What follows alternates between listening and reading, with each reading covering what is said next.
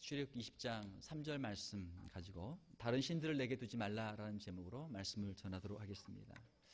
우리 좌우분들 보시면서 인사 한번 하도록 하겠습니다. 우리 지난주 눈이 많이 와서 고생 많으셨죠? 자, 얼마나 고생 많으셨습니까? 자,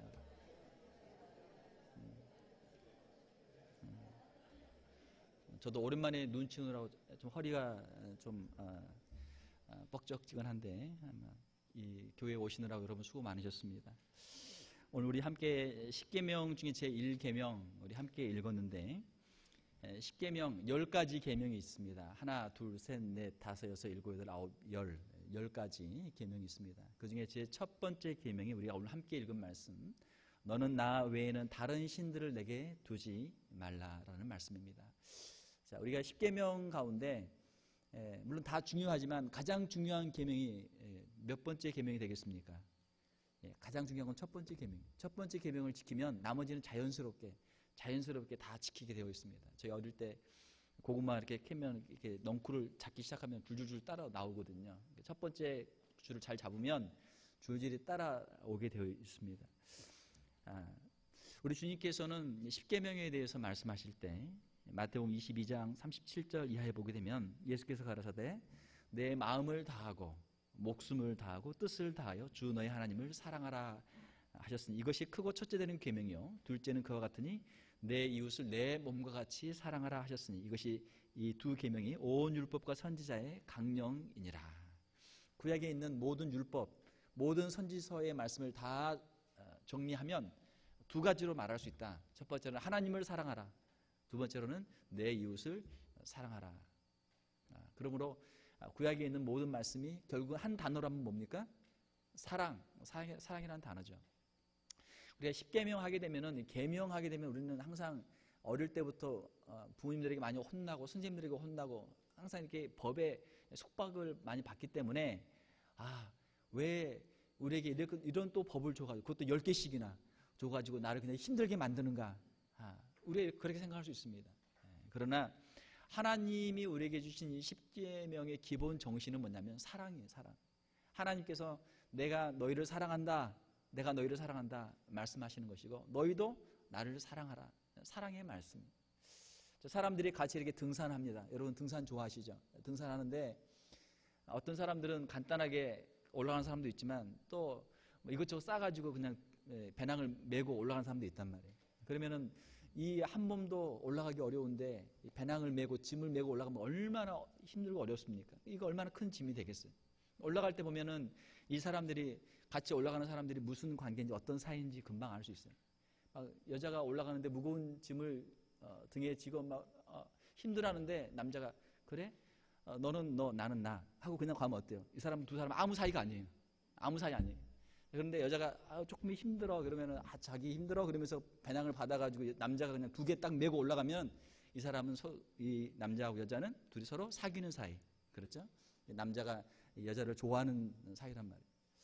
자, 그러면은 좋아하는 마음이 있고 사랑하는 마음이 있으면 어때요? 남의 짐을 대신 지고 갈 수도 있는 것이죠. 사랑하는 마음이 있으면 그 짐을 지고 가는데 물론 힘들죠. 힘들지만 기쁜 마음으로 즐거운 마음으로 그 짐을 질 수 있는 줄로 믿습니다. 사랑하는 마음이 없으면 어때요? 그 짐을 하나 그냥 더 얹혀놓으면 뭐 불평하든지 그 짐을 벗어버리든지 뭐 어떻게 되겠죠. 우리 신앙생활도 마찬가지입니다. 우리가 하나님의 사랑을 깊이 우리가 체험하고 하나님을 사랑합니다. 하나님을 사랑한 마음으로 우리가 성경을 읽고 말씀을 지키게 되면 하나님의 계명들이 우리에게 무거운 것이 아니고 오히려 우리에게 은혜가 되고 하나님을 더 잘 섬기는 축복의 통로가 되는 줄로 믿습니다. 우리가 신앙생활을 잘하기 위해서 하나님의 계명을 잘 지켜야 되는데 자, 이 제1계명, 1계명을 지키기 위해서 어떻게 해야 됩니까? 첫 번째로는 나의 하나님을 분명하게 우리가 고백해야 될 줄로 믿습니다. 내가 섬기는 하나님이 누구신가를 우리가 분명하게 알 때 하나님을 우리가 잘 섬기고 이 제1계명을 우리가 잘 지킬 수 있다는 것입니다. 내가 하나님을 분명하게 알고 또 다른 사람들에게도 내가 아는 하나님, 내가 만난 하나님을 내가 분명하게 소개할 수 있다면 우리가 이 제1계명을 잘 지킬 수 있겠죠. 자, 이스라엘은 하나님을 어떻게 그들은 경험을 했습니까? 그들은 출애굽이라고 하는 그 사건을 통해서 하나님의 기적을 체험했던 것이죠. 지금 출애굽기 20장은 어떤 배경 가운데 기록이 되고 있습니까? 이스라엘 백성들이 출애굽한 지 약 한 3개월이 지난 후에 이들이 도착한 곳이 바로 시내 광야에 있는 시내산입니다. 그 시내산에서 모세는 산에 올라가서 하나님께로부터 이 십계명을 받는 것이고, 백성들은 하나님의 그 임재가 두려워서 산에 올라가지 못하고 산 밑에 지금 있는 상황입니다. 모세가 십계명을 가지고 내려와서 이 계명을 지금 이스라엘 백성들에게 전해주는 것이죠. 출애굽기 20장 2절을 보게 되면 하나님이 이 모든 말씀으로 일러 가라사대 나는 너를 애굽 땅 종되었던 집에서 인도하여 낸 너의 하나님 여호와로라. 하나님께서 이스라엘 백성들에게 자신을 소개하십니다. 자신을 어떻게 소개하십니까? 나는 누구라고요? 하나님은 누구시라고요? 나는 너희를 종되었던 땅 애굽 땅에서 너희를 구원한 너의 하나님이다. 자, 이제 딱 3개월밖에 안 됐어요. 이스라엘 백성들이 애굽에 가서 430년 동안 애굽에 종살이를 했습니다. 얼마나 힘들었어요. 애굽 사람들이 그 노역을 시키고 말이죠. 애굽에 가보게 되면 그 큰 피라미드 있죠. 피라미드 그 엄청난 건물들이 있는데 그걸 다 누가 지었어요? 이스라엘 사람들을, 종들을 시킨 거 아니에요? 종들을 통해서 그 노역을 시켜서 그 건물들을 지은 것이죠. 그 벽돌을 쌓는데 벽돌도 주지 않고 너희들이 그 흙을 구해와라 시키는 거예요. 나중에 또 이스라엘 사람들이 점점 많아지니까 강성해지니까 이스라엘 백성이 두려우니까 어떻게 합니까? 남자아이들이 태어나면 남자아이들을 다 죽여버리고 여자아이들만 남겨놓고, 모세도 남자아이로 태어나서 한바탕면 죽을 뻔했잖아요. 간신히 물에다 갈대상자에 넣어서 모세를 유모가 살린 것 아닙니까? 자, 그러면 그 어머니가 그 동생을 통해서 살린 것이죠. 자, 이 모세와 그리고 그 후에 이스라엘 백성들이 당한 고난이 얼마나 큽니까? 자, 그 가운데서 하나님께서 이스라엘 백성을 내가 너희를 그 애굽 땅에서 구원해 주었다. 그러므로 이스라엘 백성들은 하나님을 볼 때 하나님을 어떻게 봅니까? 우리를 종살이에서 해방시켜 주신 분, 그렇죠. 우리의 구원자로 하나님을 그들은 기억하게 되는 것이죠. 구약에 보게 되면은 십계명이 두 군데에 기록이 되어 있습니다. 첫 번째 우리가 함께 오늘 읽은 출애굽기 20장에 기록이 되어 있고, 또 한 군데 있는데 어디에 있습니까? 이거 알면 성경 지식이 어느 정도는 있는 사람인데 어디에 또 있습니까? 신명기 몇 장? 신명기 5장. 신명기 5장. 신명기 5장에 보게 되면은 십계명이 똑같이 한 번 더 기록이 되어 있습니다. 출애굽기 20장은 이스라엘 백성이 출애굽한 지 3개월 만에 주신 것이고, 신명기 5장은 이제 이스라엘의 광야 38년, 40년의 그 시간을 다 지난 후에 이제 모압 평지에서 바로 가나안 땅에 들어가기 직전에, 모세가 죽기 전에 마지막으로 이스라엘 백성들에게 고별 설교를 주는 가운데 주는 십계명이 바로 신명기 5장에 기록이 되어 있습니다. 내용은 똑같아요. 내용은 똑같지만 1세대는 벌써 광야에서 이미 다 죽었고, 이제는 2세대 하나님의 계명을 직접 받지 않고 그 부모를 통해서 간접적으로 들은 2세대이기 때문에 그들에게 다시 한번 이 십계명의 말씀을 주는 거예요.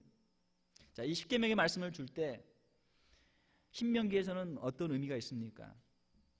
하나님께서 너희들의 조상들을, 너희들을 광야에서 40년 동안 인도하지 아니하셨느냐? 너희들을 애굽에서 구원하시고 광야에서 40년 동안 인도하신 하나님, 그 하나님께서 너에게 이 말씀을 주신다. 이스라엘 백성들이 체험한 하나님, 그 하나님은 바로 광야에서 그들을 인도하신 하나님이시다라고 하는 것이죠. 광야에서 그들을 인도하실 때 반석을 쳐서 물이 나오게 하시고, 하늘에서 만나가 내리게 하시고, 하늘에서 메추라기가 내려오게 하시고, 그들의 신발이 부르트지 않도록 하시고, 의복이 헤어지지 않도록 하시고, 그들을 인도하신 하나님, 그 하나님이 바로 이스라엘의 하나님이시다. 이것을 모세가 이스라엘 백성들에게 말씀하고 있는 것이죠. 자, 모세는 바로 이 하나님을 너희들이 사랑하고 이 하나님만을 섬겨라라고 말씀하는 것입니다. 자, 우리가 신앙생활 할 때에도 우리도 하나님에 대한 분명한 체험, 분명한 경험을 통해서 우리의 신앙을 우리가 고백해야 될 줄 믿습니다. 우리의 신앙이 어떻게 시작이 됩니까? 우리의 신앙은 예수 그리스도를 만남을 통해서 우리의 신앙이 시작이 됩니다. 예수 그리스도를 만나기 전까지는 우리의 신앙생활이 시작이 될 수가 없어요. 십자가에서 우리의 죄를 대신하신 예수 그리스도의 그 사랑으로, 예수 그리스도의 그 죄 용서로 말미암아 우리가 죄 사함을 받고 하나님의 자녀가 되는 그 체험, 이것이 저와 여러분들의 마음속에 다 있는 줄로 믿습니다. 이 체험이 있어야 돼요. 이 체험이 없는 사람은 죄송하지만 천국에 갈 수가 없습니다. 이 죄 용서의 체험, 십자가의 체험이 있는 사람만 천국에 갈 수 있는 거예요. 마치 이스라엘 백성들이 하나님의 은혜로 애굽에서 구원받아서 광야에 와서 그들이 십계명을 받고 그 십계명을 가지고 가나안 땅에 들어가는 것처럼, 우리가 하나님의 말씀을 받을 때 하나님의 십계명, 하나님의 말씀을 우리가 아무리 받아도 십자가의 그 죄 사함을 통해서 하나님의 사랑과 그 은혜를 체험하지 못한 사람은 십계명, 하나님의 말씀들을 지킬 힘이 없어요. 능력이 없어요. 그러나 예수 그리스도의 십자가의 능력을 체험하고 그 은혜를 체험하고 그 사랑을 체험하는 사람들은 이 십계명이 우리에게 하나님을 사랑하는 길이 되는 것이고, 하나님을 우리가 사랑하기 때문에 이 십계명도 우리가 믿음으로 우리가 능히 감당할 수 있는 줄로 믿습니다. 예수 그리스도의 십자가의 은혜의 체험이 우리의 심령에 다 있어야 돼요. 그것을 우리가 기억해야 돼요. 그걸 우리가 평생토록 우리가 잊지 않아야 될 줄 믿습니다. 우리가 십자가의 그 은혜를 가지고 우리의 인생의 나그네 길을 우리가 살아가는 것이고, 우리가 천국 문에 우리가 들어가게 되는 줄로 믿습니다. 십자가의 은혜가 우리한테 항상 있어야 돼요. 또한 이스라엘 백성들이 광야의 40년 가운데 하나님께서 그들을 인도해 주셨던 것처럼 우리의 인생길 가운데, 우리의 광야 같은 인생길 가운데 하나님께서 우리를 먹여주시고 입혀주시고 오늘까지 인도해 주신 그 은혜를 저와 여러분들이 기억할 수 있기를 주님의 이름으로 축원합니다. 자, 우리의 인생, 하나님이 우리에게 생명을 주시면 우리가 이 세상에 응애 하고 태어나는 것이고, 하나님이 생명을 주시지 않으면 우리는 이 세상에 태어날 수도 없는 사람들이에요. 우리에게 생명을 주신 하나님께 감사를 우리가 당연히 해야 될 줄 믿습니다. 우리에게 생명을 주신 것을 감사를 해야 돼요. 우리에게 생명을 주셨을 뿐만이 아니고 예수 그리스도를 통해서 죄 사함의 은총을 허락해 주셨고, 또 우리가 오늘까지 사는 동안 하나님이 주신 은혜들이 얼마나 많습니까? 그래서 우리 과거를 한번 생각해 보게 되면, 우리 권사님들 계시지만 일제시대 36년 동안 일제 수탈 가운데 얼마나 참 힘들었습니까? 또 6.25 전쟁, 우리 해방둥이, 또 6.25 전쟁이 일어났을 때 그때 아마 갓난에 태어난 우리 장로님들, 또 우리 권사님들 많이 계시죠? 6.25 때 그 전쟁 통해 여러분 어떻게들 사셨어요? 또 전쟁 후에 그 폐허 가운데서 보릿고개를 넘기고 한국에 먹고 살기 힘든 시절, 여러분들 다 어떻게 사셨습니까? 여러분 또 미국에 이민 오셔가지고 아무것도 없이 빈손으로 와서, 영어도 안 되지, 가진 것도 없지, 미국에 와서 얼마나 고생들 많으셨어요. 자, 그러나 하나님께서 저와 여러분들을 사랑하시고 우리의 지나온 인생길 가운데, 광야 같은 인생길 가운데 우리에게 먹을 것을 주시고 입을 것을 주시고 우리를 오늘 이 자리까지 인도해 주신 줄로 믿습니다. 하나님의 은혜예요. 하나님의 은혜. 자, 우리가 염려하고 근심 걱정하는 것이 많습니다. 야, 내일은 무엇을 먹을까? 당장 오늘 저녁부터 우리가 걱정할 수 있죠. 우리 여자분들 저녁에 또 뭘 먹나? 내일은 어떻게 하나? 내년에는 어떻게 하나? 10년 후에는 어떻게 하나? 20년, 30년 은퇴한 후에 어떻게 하나? 걱정이 많단 말이에요. 사랑하는 성도 여러분, 우리가 지난 우리의 인생길, 광야의 길을 볼 때 지금까지 인도하신 에벤에셀의 하나님께서 우리의 남은 인생길 가운데도 능히 우리를 인도해 줄 줄로 믿습니다. 우리 지난 시절에 보면 우리는 영어 더 못했고, 가진 돈도 더 없었고, 지식도 더 없었고, 가진 게 더 부족했잖아요. 지금은 어느 정도 있잖아요. 왜 염려하고 근심하고 걱정합니까? 지금까지 인도하신 하나님께서 우리의 남은 인생길 책임져 주시고 그 하나님께서 인도해 주실 줄로 믿습니다. 하나님을 섬기면 하나님께서 다 책임져 주신다 말씀하시는 거예요. 다른 신들에게 기도할 필요 없다. 다른 신들을 찾을 필요 없다. 내가 너희를 먹여주고 내가 너희를 책임져 주겠다. 하나님이 말씀해 주시는 거예요. 그 하나님을 우리가 섬기는 줄로 믿습니다. 우리가 이 첫 계명을 잘 지키기 위해서는 두 번째로 다른 신들을 우리가 부러워하지 말아야 될 줄 믿습니다. 이방에는 많은 신들이 있습니다. 이스라엘 백성들이 애굽에서 종살이 할 때 애굽에 많은 신들이 있었어요. 애굽은 다신교죠. 그래서 거기에는 하늘의 신, 또 태양의 신, 또 여러 아침의 신, 또 땅의 신, 강의 신, 바다의 신, 또 동물의 신들도 있어서 악어의 신, 여러 동물들의 신들이 많이 있었어요. 자, 그 많은 신들 가운데 애굽의 사람들이 섬기는 그 많은 신들 가운데 가장 위대한 신이 누구였습니까? 가장 위대한 신은 아텐이라고 부르는 태양신이에요. 태양신. 이집트 사람들이 태양신을 섬겼단 말이에요. 우주 만물을 이렇게 살펴보니까 누가 제일 힘이 있어 보이는가? 저 하늘에 떠 있는 태양이 제일 힘이 있어 보인다. 아, 저 태양이 신이구나. 저 태양으로 이 만물이 살고 우리가 살고 저 태양 때문에 우리가 사는구나. 저 태양을 잘 섬겨야 되겠다. 태양을 섬기는 거예요. 자, 태양신을 섬기는데 그들의 바로, 그들의 왕이었던 바로가 나는 태양의 아들이다. 나는 태양의 아들이다. 나는 태양신의 아들이다. 나를 신으로 섬겨라. 그 바로가 많은 사람들을 자기 앞에 무릎을 꿇게 만들고 자기가 신이다. 자기가 신의 아들이다. 해서 그 백성들을 다스리는 거예요. 일본도 태양신을 섬기잖아요. 일본에도 그 가미 신들이 얼마나 많습니까? 어떤 분은 그렇게 말씀하시더라고요. 아마 일본에는 일본 사람들보다 일본에 가미가 더 많을 거다. 모든 게 다 가미, 뭐든지 이게 다 정령 숭배죠. 눈에 보이는 거 다 그 안에 가미가 깃들어 있다. 이게 이제 일본의 신토 아닙니까? 자, 그런데 일본에서도 그 많은 신들 가운데 태양신이 가장 위대한 신이다. 그렇게 하고 천왕이 누구의 아들입니까?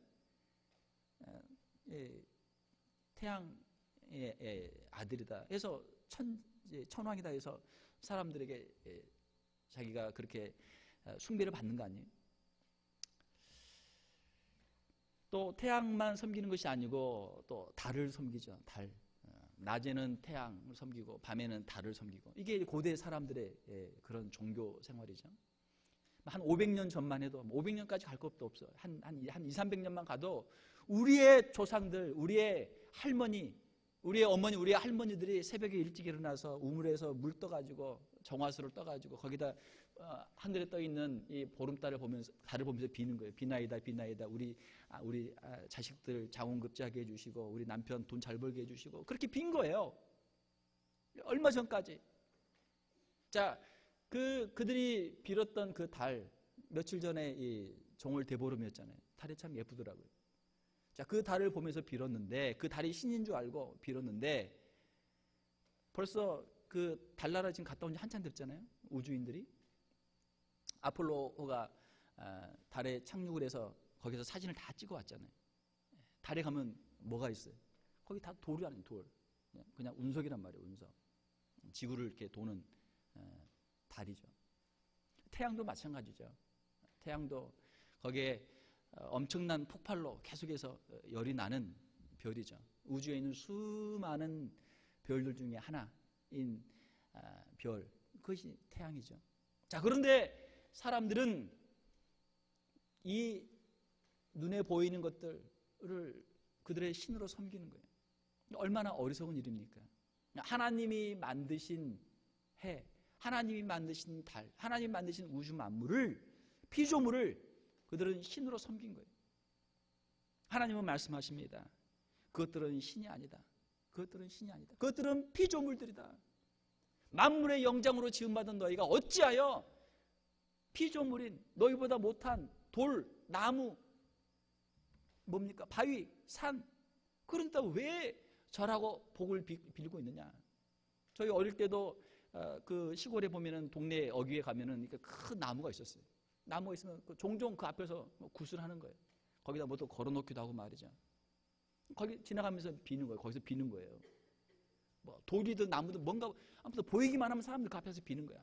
그러니까 범사에 종교성이 많도다. 사도행전에 나온 그 똑같은 말씀이에요. 사람들은 누구나 종교성이 있는 거예요. 누구한테 빌고 싶은 거예요. 왜? 내가 어디에서 왔는지, 내가 어디로 가는지, 내가 무엇을 해야 되는지 알지 못하고 누군가에게 빌긴 빌어야 되는데 내가 그걸 빌 대상이 없으니까 누구에게나 그냥 이상한, 좀 특별한 이상한 것 보거나 만나면 가 비는 거예요. 뭐 심지어는 동물들에게도 빌죠.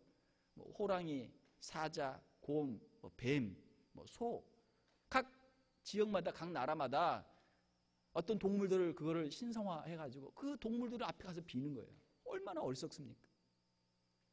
어떤 한 사람을 차라리 영웅으로 만들어서 그 사람을 신이라고 그 앞에 가서 엎드리면 그나마 낫죠. 북한의 김일성처럼 말이에요. 동물 앞에 가가지고 동물을 그냥 그 앞에 가서 복 달라고 빌고 있으니 그 동물이나 나무나 이 돌이 얼마나 속이 타겠어요. 김일성이 신이 아니죠. 김일성의 동상을 아무리 높이 세워놔도 김일성이는 신이 아니죠. 인간은 신이 아니란 말이에요. 자, 그런데 사람들은 하나님을 알지 못하기 때문에 다른 피조물들을 그들의 신들로 섬기는 거예요. 하나님이 말씀하십니다. 그렇게 하지 마라. 그렇게 하지 마라. 하나님은 한 분뿐이시다. 한 분뿐이시다. 너희들의 창조주 되신 하나님 한 분뿐이시다. 피조물들을 신으로 섬길 때 어떠한 일들이 일어납니까? 그 인생이 피폐해지는 거예요. 복을 받을 수도 없고 보호를 받을 수도 없고, 오히려 그 가짜 신을 만든 사람, 누군가 그 가짜 신을 만들었겠죠.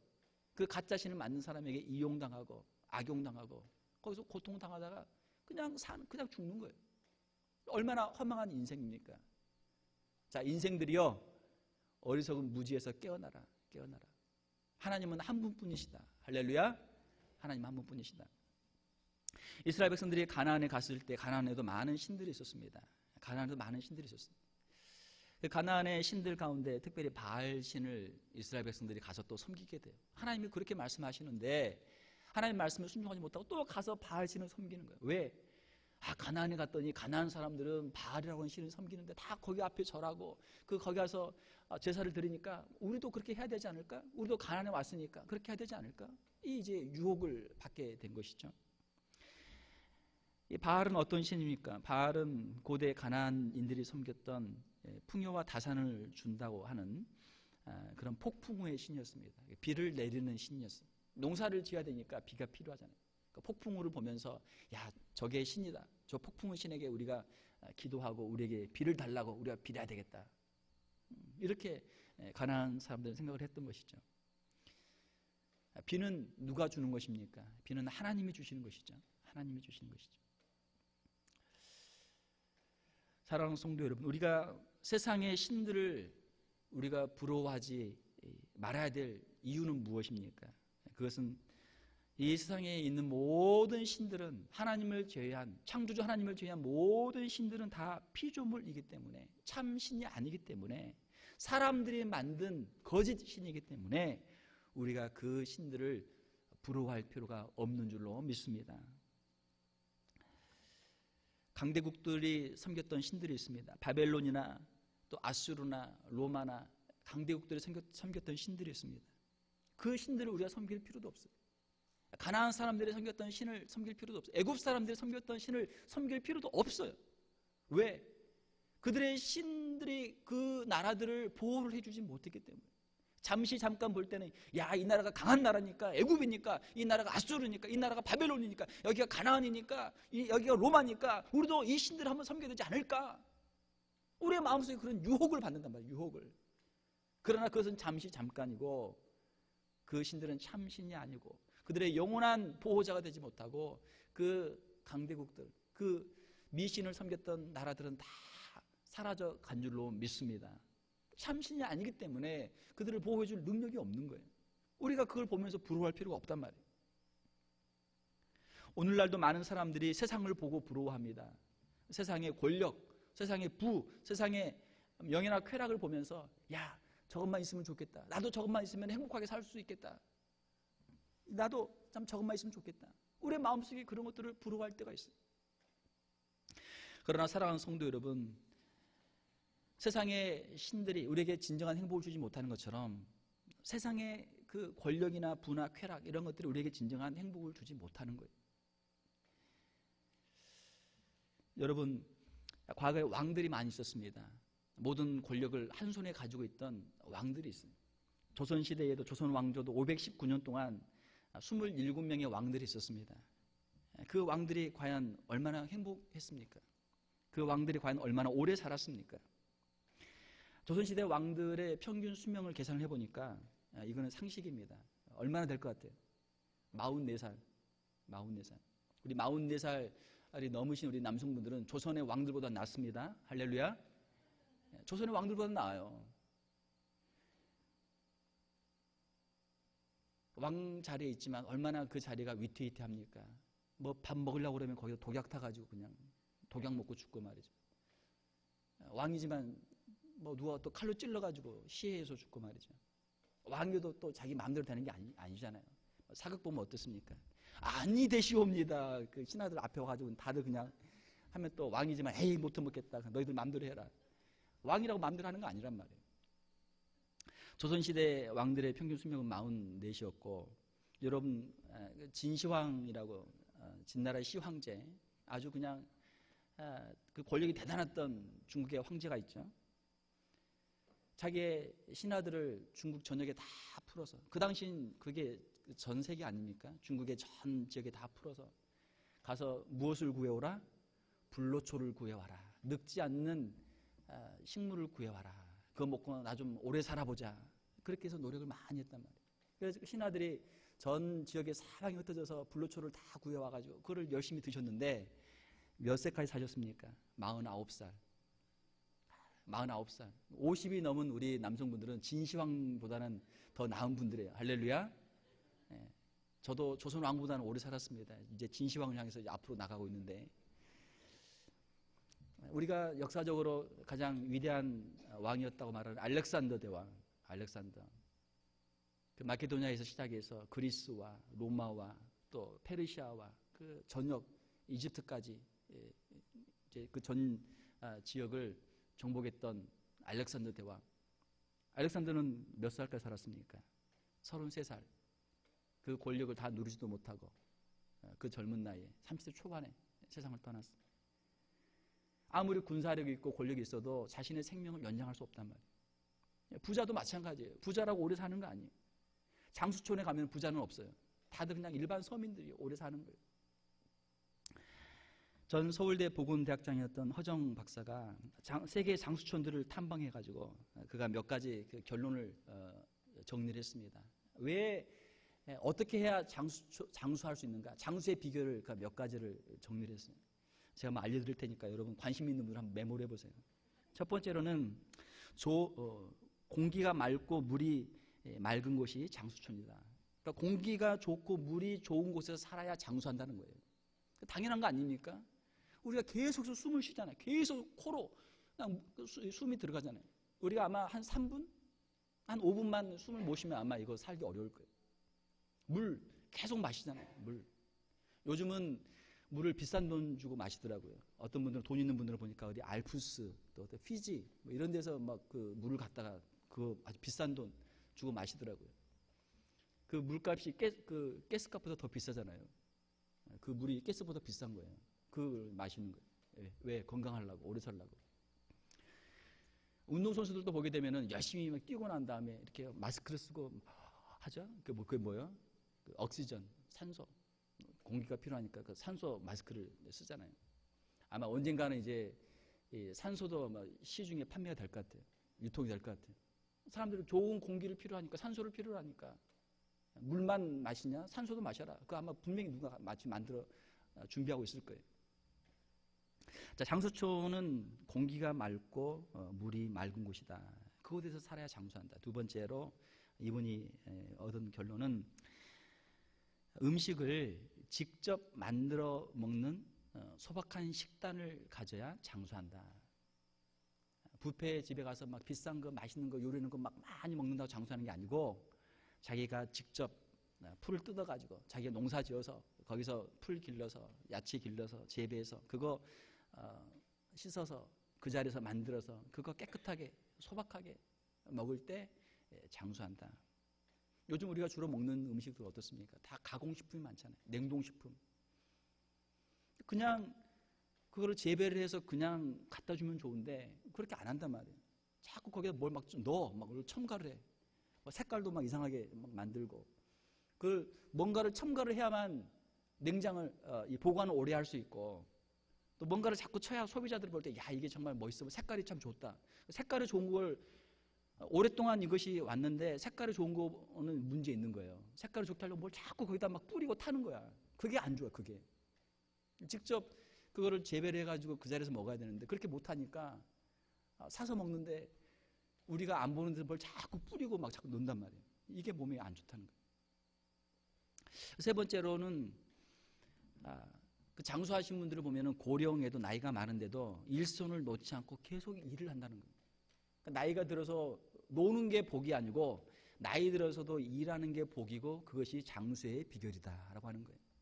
장수촌에 가보면 대부분 나이가 들어도 매일 규칙적으로 노동을 하는 거예요. 저희 할머님도 90세까지 장수를 하셨는데 한 8세, 89세까지는 밭에 나가 일하신 것 같아요. 일하시는 거예요, 그냥. 어머니 이제 쉬시라고, 할머니 이제 쉬시라고 그래도 야, 놀아서 뭐하니? 뭐 그냥 밭에 나가시는 거예요. 그렇게 하시다 한 1, 2년 앓으시고 돌아가셨는데 그렇게 평생토록 일하시니까 오히려 더 건강하다. 일 안 하는 것이 행복이 아니고 일하는 것이 행복인 줄로 믿습니다. 저희 교회도 우리 은퇴 장로님, 권사님들이 많으신데 우리 신앙생활에 은퇴는 없습니다. 교회에서 직분에 은퇴는 있어도 신앙생활까지 은퇴하면 큰일 나요. 신앙생활에 은퇴는 없어요. 여러분들의 건강을 위해서, 여러분들의 영혼의 건강을 위해서, 여러분의 육체의 건강을 위해서도 교회에서 은퇴하지 마시고 아무튼 같이 모여서 기도하고 교회를 위해 기도하고 목사님을 위해 기도하고 성도님들 위해 기도하고 교회를 위해서 봉사하고 충성할 수 있는 우리 은퇴 장로님들, 권사님들 되시기를 주님의 이름으로 축원합니다. 하나님께서 건강을 줄 줄로 믿습니다. 하나님이 건강 주시는 거예요. 일하는 사람에게 건강 주시는 거예요. 마지막 네 번째로는 장수하기 위해서는 소박한 생활을 하고 평정심을 유지해야 한다. 소박한 생활이 무엇입니까? 욕심을 내지 말라는 거예요. 욕심을 내지 말고 스트레스 받지 말고 소박한 생활을 하라는 것이죠. 부자들이 별로 장수를 하지 못하는데 부자 가운데 장수하는 사람이 하나 있습니다. 워런 버핏이라는 사람이 지금 83세인데 네브라스카에 지금 살고 있죠. 이분의 참 희한한 것들이 여러 가지가 있는데 그 중에 하나는 이분의 재산이 약 580억 달러가 되는데 지금까지 많은 돈을 기부를 했습니다. 지금까지 많이 기부를 했어요. 그런데 재산이 아직도 580억 달러나 남아있어요. 자, 이분은 이제 자기 자녀들에게 내가 너희들에게는 유산을 남겨주지 않는다. 아이들에게 다 이야기를 했습니다. 그러면 그 돈을 어떻게 할 것인가? 그 돈의 85% 370억 달러는 빌 게이츠 재단에 기부를 하겠다. 빌 게이츠도 좋은 일 많이 하거든요. 빌 게이츠 재단에 기부를 하겠다. 85%는 이미 거기다 지금 기부하기로 이미 약속이 다 돼 있어요. 이분이 어떻게 사는가? 네브라스카 거기서 사는데 50년 전에 3만 불에 구입한 집에서 지금 살고 있어요. 재산이 580억 달러인데 3만 불짜리 집에 살고 있어요. 50년 전에 구입한 집에. 사람들이 궁금해서 물어봅니다. 아니 당신 정도 되면은 전 세계 모든 나라에 큰 별장들이 다 있고 전 세계를 다니면서 여행하면서 당신이 살아야 될 텐데 어떻게 미국의 이 촌동네 시골 네브라스카 여기에 3만 불짜리 집에서 살고 있습니까? 물어보니까 대답하기를 집이라는 것은 겨울에는 따뜻하고 여름에는 시원하면 되는 거 아닌가? 우리 집 겨울에 따뜻하고 여름에 시원하다. 그렇게 이야기한 거예요. 그렇지 않습니까? 우리가 죽을 때 뭐 얼마나 가지고 가겠어요? 자녀들에게 유산을 상속하지 않는 거기에 저는 지혜가 있다고 봅니다. 그것이 지혜예요. 자녀들은 부모님들이 자녀들에게 건강, 생명 주고 건강 주고 요즘 우리 뭐 대학까지 공부를 많이 시키지만 아무튼 아이들이 대학 졸업하고 직장 얻게 되면 자기들이 열심히 일해서 자기들이 먹고 살면 되잖아요. 우리 부모들은 하나님께서 더 힘들고 어려운 환경 속에서 우리를 자라게 하셨고 지금까지 살게 하셨는데 하나님이 주신 은혜 가지고 살다가 하나님의 교회 열심히 섬기다가 세상 떠날 때 좋은 일 하고 세상 떠나면 되잖아요. 그렇게 하면 된단 말이에요. 어떤 사람들은 쾌락을 찾아서 살고 있습니다. 쾌락이 그 인생에 행복을 가져다 줄 것이다 생각합니다. 그러니까 쾌락은 인생에 행복을 주는 게 아니란 말이에요. 쾌락은 마약과 같아서 잠깐 큰 어떤 흥분이나 그런 스릴을 주지만 그것이 그 육체나 그 영혼에 건강을 주지 못하고 참된 행복을 주지 못하고 오히려 그의 건강을 무너뜨리고 그 인생을 무너뜨리는 것이 바로 이 세상의 쾌락이다라고 하는 것이죠. 우리에게 생명 주시는 분, 우리에게 영원한 생명을 주시는 분은 오직 하나님 한 분이신 줄로 믿습니다. 자, 우리가 하나님을 섬길 때 어떻게 섬길 것인가? 세 번째로는 하나님과 다른 신을 함께 섬기지 말라라는 것입니다.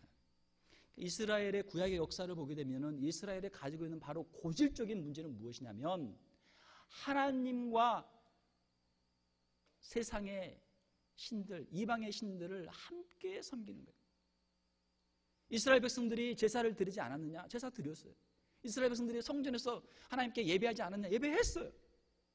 그러나 돌아서면 성전을 나가게 되면 또 자기 집에다가 또 다른 곳에다가 우상을 갖다 놓고 다른 신들을 섬기는 거예요. 쉽게 말해서 양다리 작전. 어떤 신이 복을 줄지 모르니까 그냥 네가 걸리든 아무나 그냥 해라. 사랑하는 성도 여러분, 기독교는 다신교가 아니에요. 기독교는 유일신교입니다. 하나님 한 분만을 섬기는 종교가 기독교예요. 왜 그렇습니까?